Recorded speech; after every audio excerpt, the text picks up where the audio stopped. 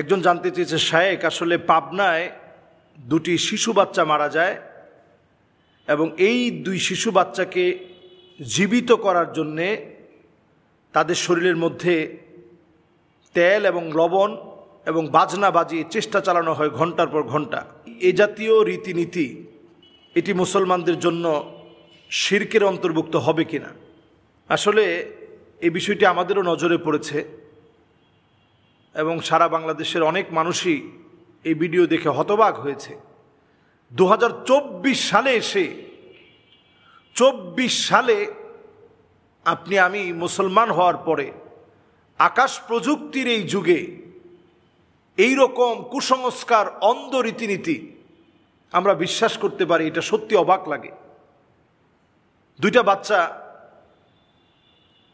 পানির মধ্যে পড়ে দুইটা বাচ্চা যখন মারা গিয়েছে, স্বাভাবিক বাবা মা, এটা বাবা মার মন মানা খুবই কঠিন। বুক ফাটা আত্মচিৎকার বাবা মার। আমি দেখলাম মা হাউমাউ করে কাঁদতেছে, কিন্তু অনেক মানুষ আমার দেখে অবাক লেগেছে। দাড়িওয়ালা একজন টুপি পরা, পাঞ্জাবি পরা ব্যক্তি পর্যন্ত এই চেষ্টা চালিয়ে যাচ্ছে। বাচ্চার গায়ের মধ্যে একটু তেল মেখে, সরিষার তেল দিয়ে তারপরে লবণ ছিটিয়ে খুব জোরে জোরে ঘষা হচ্ছে। একটা মৃত ব্যক্তির সাথে, ছোট বাচ্চার সাথে কি অমানবিক আচরণ হচ্ছে চিন্তা করেন।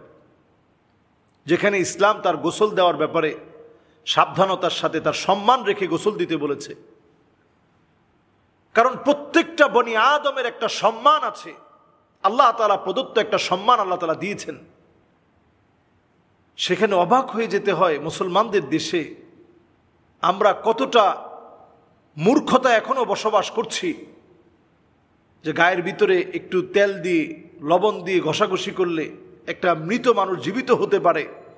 এইরকম একটা ভিত্তিহীন একটা কুসংস্কার, অন্ধ আচরণ, এবং যেটা কখনো কখনো আমাদেরকে শিরকের দিকে নিয়ে যেতে পারে। যে এই লবণ আর অথবা এই সময়ের কেরামতি, এই সময়ের ডুল বাজানো, এই সময়ের একটু সরিষার তেল দিয়ে বাচ্চাকে পিঠের মধ্যে দিয়ে দেওয়ার কারণেই বাচ্চা হয়তো জীবিত হয়ে যাবে, এই বিশ্বাস মনের ভিতরে লালন করা, এটাই তো শিরক।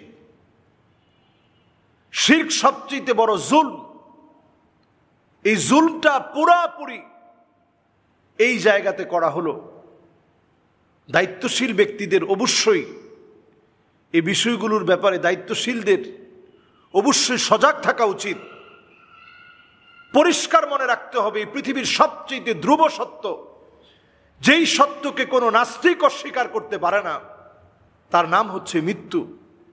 এই মৃত্যু নামক ধ্রুব সত্যকে নিয়ে পর্যন্ত নাটক করা হচ্ছে, অভিনয় করা হচ্ছে।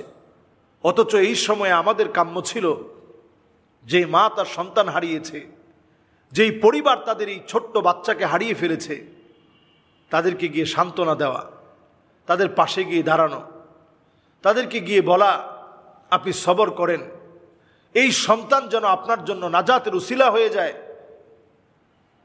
যেই লোকটা ডুবে মারা যায়, আল গরিক শহীদ, যে ডুবে মারা যায় সে শহীদ। আপনার সন্তান, আল্লাহ যেন তার শাহাদাত কবুল করে। সে যেভাবে মারা গেছে আপনি সবর করেন, আপনি আল্লাহর জান্নাতে পাবেন। অথচ সেইখানে চুল টেনে ছিঁড়ে ফেলা হচ্ছে, মাটির মধ্যে গড়াগড়ি খাওয়া হচ্ছে। এই কাজগুলোকে নবীজি সাল্লাল্লাহু আলাইহি সাল্লাম পরিষ্কার হাদিসের মধ্যে নিষেধ করেছেন। এইভাবে মাতম করে চিৎকার করাকে নবীজি সাল্লাল্লাহু আলাইহি সাল্লাম নিষেধ করেছেন। এইভাবে কান্নাকাটি করা নবীজি সাল্লাল্লাহু আলাইহি সাল্লাম নিষেধ করেছেন।